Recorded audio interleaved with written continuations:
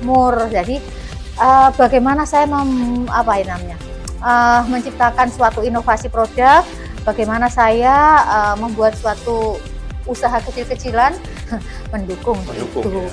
Jadi alam akan mengarahkan. Jadi mindsetmu positif. Saya itu kan suka nyoba-nyoba ya Pak ya. Eksperimen sendiri gitu loh. Tapi kan pada dasarnya memang saya tahu lah untuk buat kue, untuk ini kan tahu.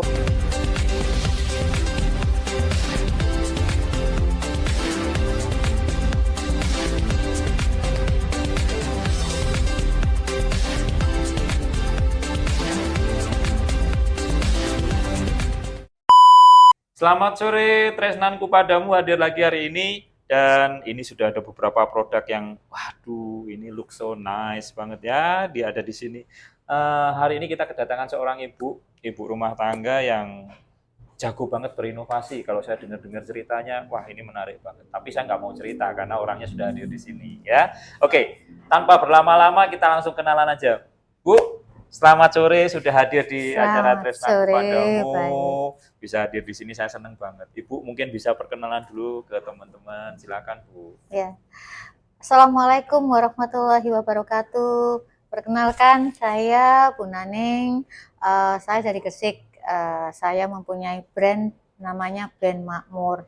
Itu ada sebenarnya, ada makna tersembunyi di balik brand Makmur itu. Disampaikan Bu. Ya, brand Makmur itu adalah berangkat dari masa pandemi. Jadi masa pandemi banyak kesusahan di mana-mana, banyak terjadi hal kekurangan di mana-mana. Saya akhirnya terinovasi nih diri saya. Bagaimana ya? Saya harus menciptakan sesuatu yang bisa bermanfaat dan utamanya adalah membuat kemakmuran. Jadi arti band itu kan bahasa Jawa ya Pak ya? Biar makmur. Jadi bagaimana saya menciptakan suatu inovasi produk, bagaimana saya membuat suatu usaha kecil-kecilan yang bisa mengangkat kemakmuran paling tidak di sekitar pertama dan akhirnya nanti bisa meluas. Itu harapan saya. Dan disitulah tercipta inovasi produk. Dan memang inovasi produk itu memang saya mengangkat dari kearifan bahan baku lokal, Pak. Saya tidak kemana-mana, lingkungan yang perlu saya angkat di sana. Inovasinya seperti itu. Wah, itu ini memang secara singkatnya. Iya. Memang dari sisi itu Ibu sudah sangat ini ya Bu, memikirkan banget ya. Kira-kira nama perusahaannya apa gitu ya? Langsung pakai brand Makmur ini. Memang ada story di balik produk-produk yang Ibu akan create. Gitu. Jadi sudah sejak pertama Ibu sudah pasang itu ya. Jadi sudah mindset jadi saya membuat usaha, target saya ada ya, terus bagaimana tujuan saya bagaimana gitu. Itu sudah terfokus di sana. Wah, tuh luar biasa. Ibu ini backgroundnya ibu rumah tangga ya? Ibu rumah tangga, saya murni ibu rumah tangga. Nggak Masak, bekerja, ya? Bukan nggak bekerja. Oh, dulu pernah bujangan. Waktu bujangan saya bekerja. Saya seorang karyawati di suatu perusahaan. Di gitu, Pak. Gresik? Dulu di Gresik saya. Waktu bujangan di Gresik, setelah menikah, punya putra-putri gitu, ikut suami kan ke Jawa Tengah, Pak. Jadi udah resign dari pekerjaan, murni itu rumah tangga. Membantu. Wah, ini menarik banget karena biasanya ibu rumah tangga itu kan sudah disibukkan dengan kegiatan-kegiatan rumah tangganya ya Bu.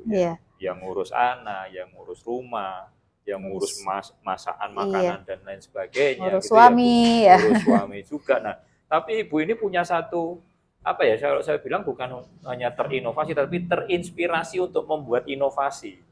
Iya, benar-benar. Dan ini melibatkan lingkungan-lingkungan sekitar yang ada di sekitarnya Ibu gitu. Nah, ini nggak gampang karena biasanya orang sudah termindset kalau ibu rumah tangga itu sukanya kalau sekarang ya Bu ya. Saya belajar dari anak-anak Gen Z itu ya. Itu biasanya mereka sukanya drakor gitu ya Bu ya.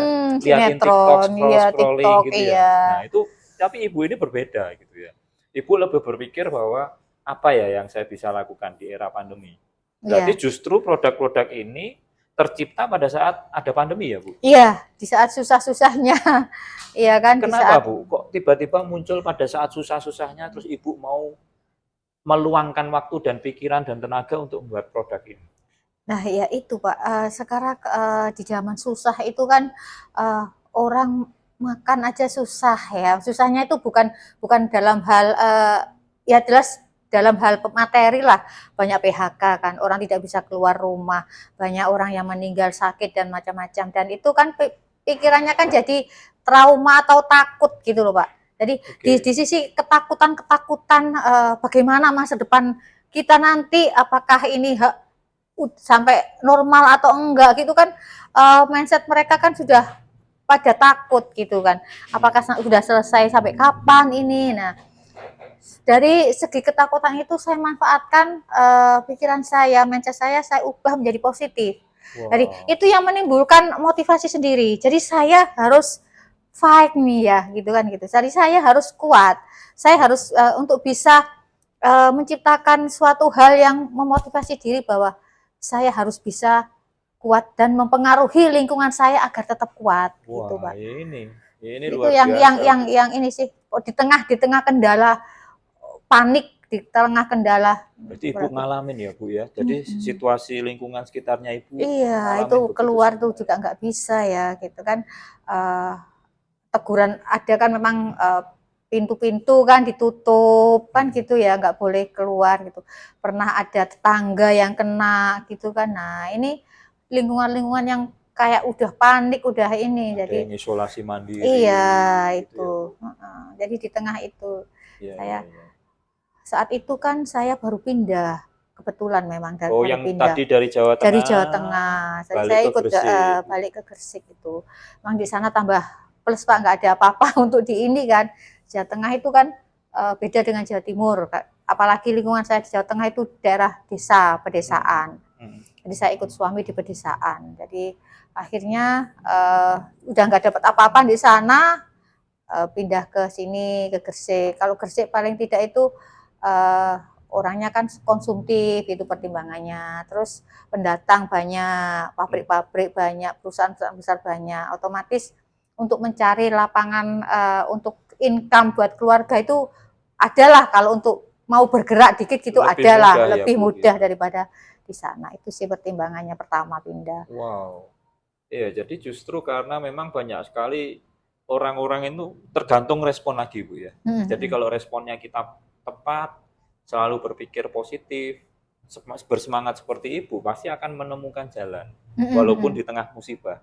Benar ya Bu ya? Kalau orang bicara bahwa pandemi itu semua orang terimbas, ya iya, memang terimbas gitu. Cuman tergantung respon kita, tetap mau bangkit, tetap mau semangat atau enggak. Iya, benar.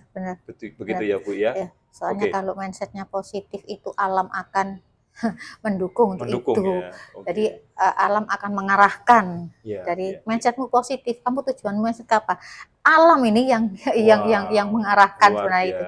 Saya yakin itu sih. Saya belajar banyak dari Ibu. Bu, terus dari 4 produk ini yang pertama kali Ibu menciptakan yang mana Bu? Yang brownies cookies original. Yang ini? Oh, yang ini. Karena memang saya suka membuat kue kan Pak. Dan saya itu pertama kali itu di dalam pandemi itu saya ini Pak, ke Indomaret. Jadi saya pertama kali awal itu yang lain masih ini, saya belum ada UMKM yang untuk mengajukan ke Indomaret, saya datang nekat nih untuk menjajakan. Iya, saat itu ada ada selebaran sih memang dari Indomarko-nya untuk mencari inilah mitra. Itu kue basah yang dicari. Oh, kue basah. Untuk suplai. Berarti jadi untuk sekitar Ibu aja ya, di Gresik situ ya Bu? Iya, Gresik itu. Jadi saya datang ke Indomaret, mendaftarkan itu, ngasih contoh produk. Akhirnya berapa lama juga sih Pak, 1 tahun baru dapat jawaban bahwa saya supply di 40 toko. Waktu itu kue basah. Jadi masih belum ini ya, kue basah. Oh, berarti setiap hari buat dong Bu? Iya, setiap hari. Ya? Iya, setiap hari itu Pak. Dari situ pada saat pandemi itu masih pandemi itu Pak. Tapi itu kan jalan kue basah itu. Jadi itu memberi lapangan pekerjaan yang sekitar-sekitar. Saya kan membantu dari sekitar itu. Kamu buat apa gitu saja. Saya jatah mereka. Jadi saya kemarin membina 25 orang Wah, untuk bisa, karena 40 toko Pak. ya, Jadi ya, ya, nggak mungkin saya nggak bisa mungkin sendirian. lah, iya. Soalnya 40 saya toko memang sendirian nggak tujuan saya awalnya kan ben makmur, mau makmur kan bukan buat diri saya. Jadi kan buat sekitar kalau berbagi bisa dengan yang lain. Ya, berbagi. Tapi ya tetap kontrol ke saya lah ininya produknya. iya, iya. Nah, terus akhirnya itu kan sudah ada nih yang masuk-masuk. Jadi akhirnya saya berinovasi lagi, coba camilan gitu. Akhirnya brownies ini. Terus brownies ini Ini saya dapat dari mana, Bu? Kayak resepnya Ibu belajar sendiri. Kalau saya orang sekarang memang kan orang belajar dari YouTube. iya, dari apa. kalau saya itu kan sukanya nyoba-nyoba ya Pak ya. Oh, Eksperimen sendiri gitu loh. Tapi kan pada dasarnya memang saya tahu lah untuk buat kue, untuk ini kan tahu gitu. iya, iya. Saya kombin, cuman saya itu bagaimana yang pas eksperimen, yang buat saya sendiri menurut saya, produk saya gitu. Nah, akhirnya saya coba-coba saya tawarkan ke ini kabupaten. Oke. Memang harus rahasia itu Pak ya. Kita itu tidak bisa berpangku tangan hanya diam diri gitu loh, nunggu datang enggak. Kita harus aktif nih. Harus Harus aktif, aktif, terus ya. bukan berarti kita apa ya, bukan berarti apa namanya itu kalau ya pokoknya kita lah harus aktif mendatangi. Jangan nunggu Lah, orang jangan order, iya. pesen, yang penting Iya, kita cari terus iya. gitu ya, Bu. Ya, Jangan aktif menjemput gitu. tapi lari, harus lari memang. Oke. Zaman sekarang mah harus lari, tidak bisa kita hanya untuk menjemput gitu. Apalagi kebanyakan sekarang kita berbisnis, apalagi setelah pandemi kan banyak yang beralih ke digital ya, Bu ya, ke Iya. media sosial, ke ini gitu ya. Jadi larinya harus tambah cepat lagi. Iya. Iya, makanya itu saya kenalkan, akhirnya dibawa produk oleh suatu perusahaan ya atas nama kabupaten. Jadi Oke. kabupaten itu mengumpulkan produk-produk yang dipilih, yang dikurasi untuk dibawa suatu perusahaan pameran di Tokyo. Oh, oke. Terus akhirnya dapat ini Itu orderan di nih. masa pandemi, Bu ya berarti? Setelah Atau setelah? Oh, setelah itu setelah. tahun 2022. Oh, ya, Jadi ya, sudah ya, ya. sudah itu udah lepas ya, pandemi udah mulai Hampir hilang ya. udah mulai bangkit lah, udah bergeliat lah dunia. Jadi pameran itu pertama kali ini dapat orderan dari Jepang. Kalau udah Jepang udah lolos berarti kan kepercayaan diri saya tambah kuat. Jepang itu kan sulit ya Pak. Nggak mudah Bu, iya, kalau kita bisa masuk ke Jepang itu sangat dia, tidak mudah sekali. Banyak sekali lah aturan-aturan. Nah ini kepercayaan saya tambah bangkit, dan setelah itu saya menciptakan inovasi-inovasi, akhirnya ya itu, akhirnya varian-varian timbul mulai. Ini banyak varian yang tetap memang dari ini ya, tujuan saya, awal saya itu memang mengembangkan lokal ya, potensi lokal. Jadi tetap saya di sana. Saya banyak sekarang menciptakan, nanti next juga nanti apa gitu. Dan ini terus berkembang. Iya. Ibu meng-create ini dari dulu memang, sorry Bu, packagingnya seperti ini? Kalau yang ini memang dari awal, Atau dari awal seperti ini. Oh, memang seperti ini. Kalau ya, awal ini nggak ganti-ganti, soalnya kan memang pesen packaging kan harus banyak. Ini sudah berkali-kali memang. Bu, ini tapi sudah bagus banget Bu. Ini apakah packaging ini Ibu desain sendiri dengan Ibu punya? Saya punya desain memang untuk ada yang mendesain ini ya Bu ya. Kebetulan putri saya juga kuliah di sana. Wah, jadi mungkin ada ini keren Bu. Jadi memang bisnis UMKM itu kalau kita bisa istilahnya bisa menjadi inspirasi bagi keluarganya kita sendiri, kita bisa bersama-sama mengerjakan produknya kita, itu enak ya Bu ya? Iya, enak Ibu rasanya. Dapat dukungan dari suami dan anak-anak? Iya Pak, iya. Sangat ya Bu? Sangat. Kalau gitu nggak bisa menciptakan kayak gini. Gitu ya, waktunya Bu, ya? Iya, sekarang mungkin anak-anak sudah besar, jadi saya ini kan muter, biar nggak cepet pekun ya Pak ya. Jadi malah akhirnya kalau kemarin masih kecil-kecil sibuk ngurusi kan Pak, ngurusi anak, ngurusi ini keperluannya, dan sekarang udah mulai kuliah, udah ada yang lulus kan gitu, jadi berkembang pemikirannya. Jadi mereka juga bisa bantuin Ibu dari sisi mana yang Ibu? Iya benar-benar. Media sosialnya berarti mereka yang ngelola? Iya, mereka yang ngelola. Ya, enak ya Bu, kerjasama satu rumah, iya benar Pak.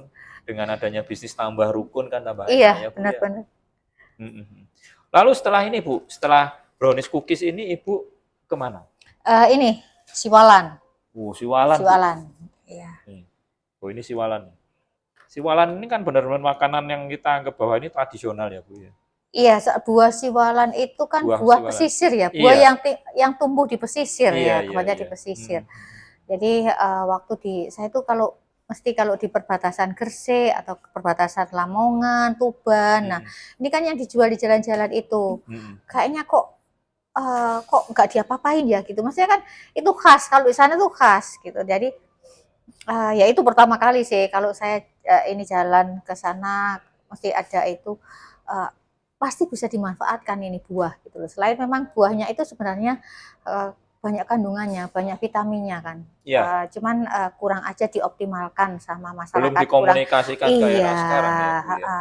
jadi padahal itu untuk ini pencernaan bagus, untuk peredaran di sini gitu kan, apalagi di daerah ya, tenggorokan ya, pernafasan kayak radang-radang gitu kan. Nah, ini bagus banget sebenarnya kan, dia dingin ya. Kayak Nutri, sebenarnya jenisnya kan kayak Nutrijel. Oh, kayak Jadi Nutrijel ya? kayak Nutrijel. Jadi dia itu tidak berbau, tidak berasa kan. Jadi tidak mau, kalau pun dicampur dengan makanan apapun, dia tidak akan berpengaruh besar. Cuman tingkat kekenyalannya mungkin ada. Oh, oke, oke. Lalu Ibu create produk Dengan ini siwalannya menjadi cookies brownies juga? iya, saya memang khusus saya targetkan, saya optimalkan untuk brownies. Iya. Jadi brownies sekarang semua saya combine ke coklat. Jadi Selalu begitu ya, Bu? saya Cuman nggak pengaruh dari sisi coklatnya ini mempengaruhi sifat produk aslinya, Bu? Enggak ya? Enggak, tapi tetap yang dominan memang coklat. Iya. Gini, masalahnya kan gini. Kalau kue-kue, saya juga pembuat kue kering juga ya. Iya. Kue-kue itu saya itu kan cuman target saya itu pangsa keluar. Maksudnya saya tuh berniatnya itu keluar nanti. Saya ekspor kan gitu. Iya, Jadi otomatis masa expirednya saya harus bikin kue ini yang panjang. Jadi kalau misalkan kue yang misalkan sampai permintaan ekspor itu kan 1 tahun, Pak. benar. Nah, Benar. kalau kue-kue yang kita sebagai UMKM itu kalau nggak ditambahi bahan pengawet atau apa itu akan jarang yang bisa nyampe sana. Benar. Nah, jadi otomatis saya bagaimana? Ternyata coklat itu juga sebagai pengawet. Jadi alami kalau ya, kalau apapun dicampur coklat itu tentu sudah awet itu sebenarnya. Oke. Tinggal kita mengkombinasi ininya aja. Apa itu kayak misal berapa gram, itulah kombinasinya, apa itu namanya ya, istilahnya komposisinya berapa persen dari ini ya sih. Tapi tetap saya menonjolkan coklat yang ini. Oke, berarti otomatis Ibu mengkreasikan sesuatu itu benar-benar bukan dari kepengen buat produknya ini atau oh ini ada produk atau bahan baku yang kita bisa buatin sesuatu, tetapi memikirkannya sampai jangka panjang ya Bu, sampai bisa ekspor ya? Iya, saya awalnya memang saya membuat produk ini memang untuk mengembangkan lokal ini bisa dikenal. Oh, local pride. Iya. Oke. Jadi saya memang khusus bagaimana target saya itu daerah yang saya diami ini bisa dikenal, potensinya tak keluarkan. Gitu. Wah, ini menarik banget ya.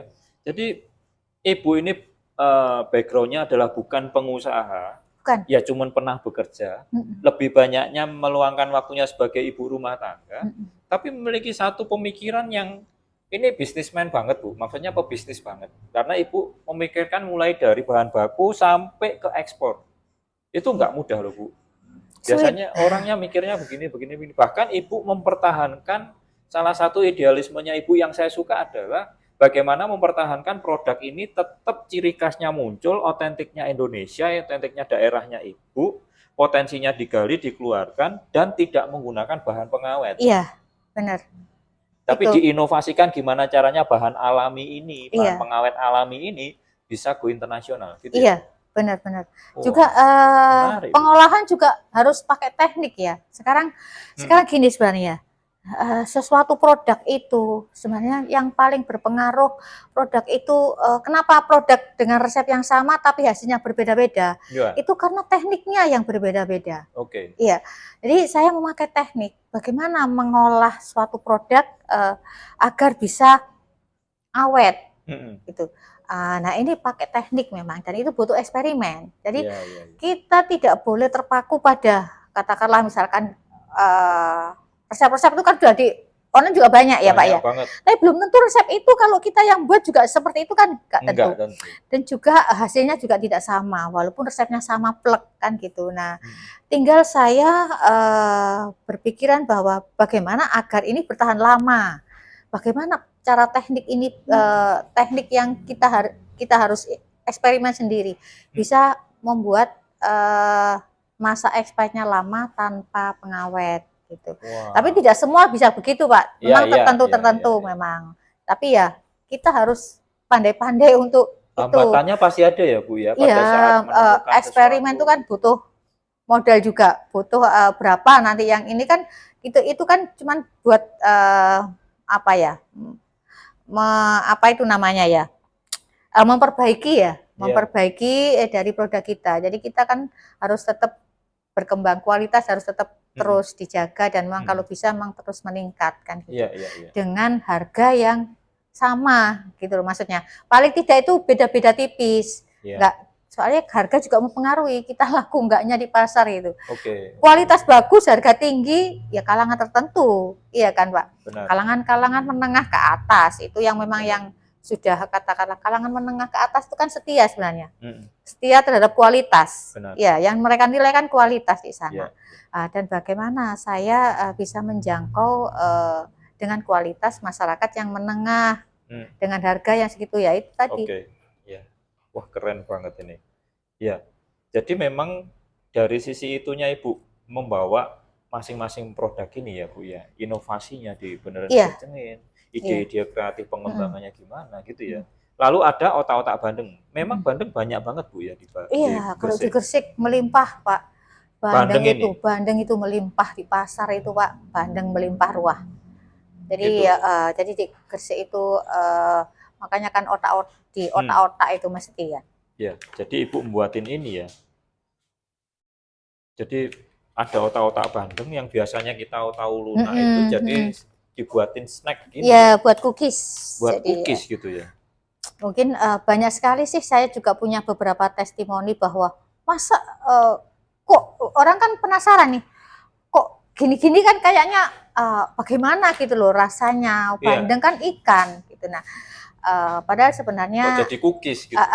kalau gak di cookies nggak apa-apa, tapi dikombin dengan coklat itu yang membuat mereka tidak mempunyai ini Pak. Pandangan bagaimana gitu. Nah, ya, ini apalagi variannya saya lihat ada oregano ya Bu. Iya, jadi saya tuh kebetulan suka sama pizza. Ya. Jadi pizza itu kan identik dengan gurih. Ya. Jadi kalau coklat itu kan manis, identik dengan manis. Bagaimana? Tetap ini kalau coklat diapa-apain tetap manis, walaupun dicampur apa tetap manis, tetap coklat aroma manisnya keluar. Nah, untuk membuat sensasi agar gurihnya timbul, ya saya kasih oregano. Jadi orang nanti mindsetnya kan berubah, jadi seperti pizza kan gitu, gurih. Jadi saya mau pengaruhi di mindset nanti, dari pikiran, pola pikirannya. Sebenarnya oregano, pasti oregano ini jelas-jelas gurih. Gak mungkin oregano manis dah. Jadi manisnya nanti ketutupan dengan mindset orang-orang itu, jadi gurihnya itu timbul di situ. Nanti rasanya kan kadang-kadang tuh mindset orang sebelum ini kan bisa merubah Pak. Itu sih, cuman saya buat kombinnya itu jadi ada bisa mix and match gitu ya. Dicoba mix and match gimana caranya manis campur sama gurih tapi bisa dengan kalimat atau kata-kata yang era sekarang gitu ya. Jadi dibuat yang seperti itu tetap ya. Nanti rasanya ya tetap ada gurihnya tetap. Ini tapi juga sama Bu, berarti meng-create yang otak-otak bandeng ini karena memang di sana melimpah gitu. Iya, melimpah. Termasuk yang ini abon bandeng juga sama berarti. Iya, sebenarnya kalau abon bandeng ini kan karena memang pengembangan dari bandengnya. Jadi orang-orang ini juga saya orang-orang berkreasi karena melimpahnya itu dibuat apa saja sih, ya dibuat kerupuk, dibuat ini kan gitu. Kalau kerupuk kan wajar ya karena memang kerupuk ikan kan banyak. Tapi kalau dibuat brownies ini yang belum ada Mas Ian. Jadi ini sih sebenarnya. Sebenarnya juga masih ada varian lagi nih Pak, jubung. Jubung itu adalah khas Gresik juga. Dari tepung ketan itu ya yang kayak di ini ya yang bulat-bulat pakai daun lontar itu. Nah, ini kan juga kalau Gresik mesti ada itu dan itu juga tidak tahan lama juga. Jadi bentuknya juga kayak lengket-lengket gitu. Nah, akhirnya saya itu. saya buat brownies juga. Terus ada lagi madu mongso gitu kan. Madu mongso kan juga seperti itu. Tapi madu mongso masih daya tahannya masih lama. Tapi kan paling tidak saya bisa khas-khas daerah ini, inovasi khas-khas daerah ini bisa memunculkan suatu dibuat cemilan gitu loh. Tapi tidak dalam bentuk basah, tapi dalam bentuk crispy gitu, Pak.